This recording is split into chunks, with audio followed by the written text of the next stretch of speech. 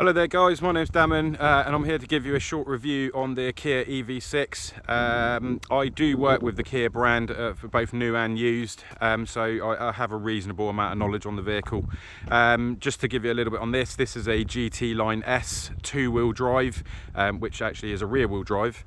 They do come in 4 different grades. You have the Air, GT Line S, and then a performance one which is a GT. I do have a small clippet of that, which actually I saw over at Millbrook Proving Ground, where it was being tested, so I might be able to release that a bit later. I do ask if you can hit the subscribe and the like button, because it does help with the YouTube algorithm, and obviously will help me produce more content, which hopefully helps you guys. So as I mentioned, this is the rear wheel drive. This has a so this is a full electric vehicle and it has a range of 328 miles. However, I've got to be honest, you don't actually ever see 328 miles. You're probably more likely to see somewhere in the region of about 290. 280 in good conditions, and it could drop back down to around about 250 during the winter months. In this scenario, it does help if you have a heat pump on the vehicle. The heat pump actually helps regulate the temperature of the battery, and it also meaning that you lose less range during the winter, but it also helps with the heating in the vehicle.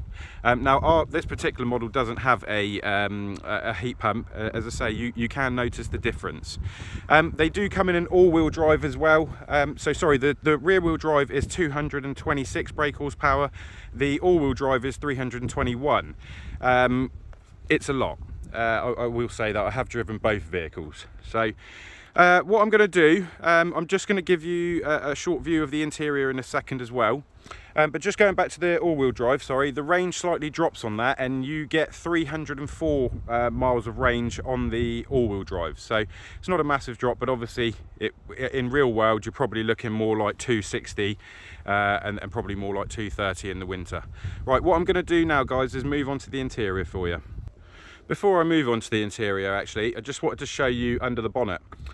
People may be curious, and yeah, there's an electric motor, and there is a little bit of storage space here. Actually, it's called a frunk, where you can store your electric cables. With regards to electric cables, just a short bit of information for you. Basically, they won't be supplying the Kias with the 3-pin charging plug anymore. I imagine this is down to cost, but also I have heard stories where people are using the 3-pin charging plug all the time, and this isn't what it's designed for. It's an emergency use charging cable. You're actually meant to use the 7 kilowatt charger as your main charging source, but people were avoiding putting in the charging points and trying to do it off their house. We did actually see a case where the guy had constantly used the 3-pin charging plug and ended up with a warranty claim that actually Kia didn't honour, because, as I say, it is an emergency charging cable. So anyway, that's just a short bit of information for you, and if you have any questions, you can mention it in the comments and I'll obviously answer those for you. So as I say, this is the GT Line S model, so this does have keyless entry. As I say, you walk up to the doors and the handles do pop out. You have folding mirrors on this model as well, and yeah, this is the interior.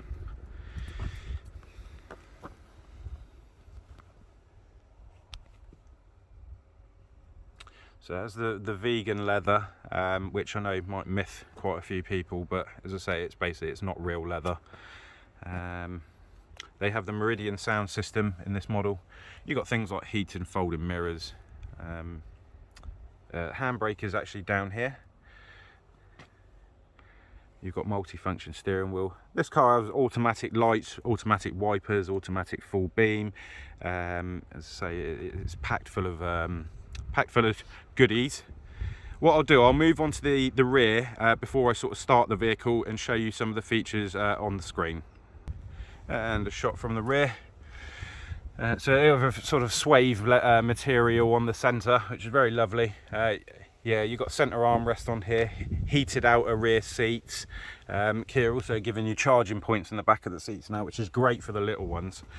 Yeah, electric rear windows. Anything that you wouldn't expect on a model of this sort of price. And then finally we can move on to the trunk.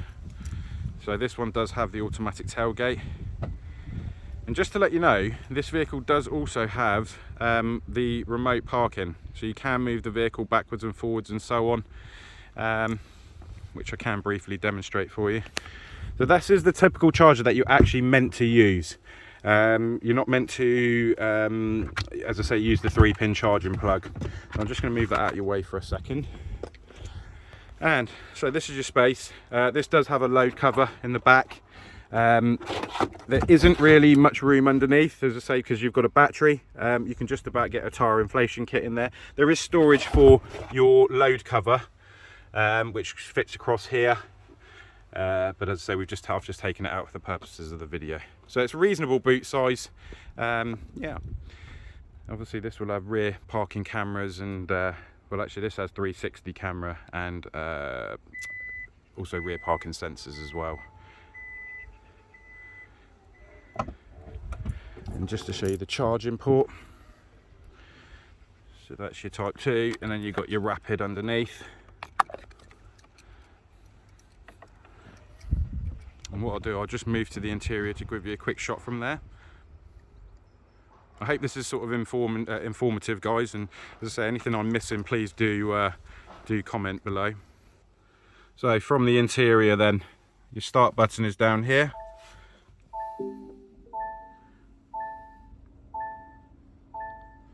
Effectively, the vehicle's ready to drive.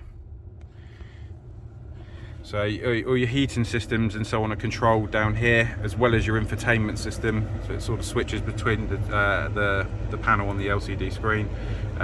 You have a big screen inside as well for your satellite navigation. Heated and ventilated seats on the GT Line S, something that I'm quite a fan of as well. Obviously sunroof, which is a novelty nowadays. It does open both ways as well. Yeah, well, as I say, guys, it was just a short video on this one. You know, I can do something more in depth if anyone is interested. You know, as I say, if you could please like and subscribe to my channel. There will be more videos on the Kia range. We do have quite a few vehicles coming out over the coming year, well, over the next couple of years in terms of EV, but obviously we're still doing combustion engines and so on as well.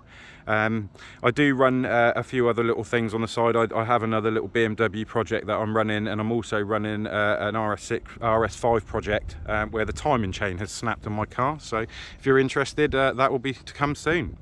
Thank you very much indeed for watching. Please do, again, as I say, hit the subscribe and the like channel. I know I keep stressing that point, but without doing that, it doesn't, you know, the videos don't get promoted for other people to see. So thank you very much indeed for your time.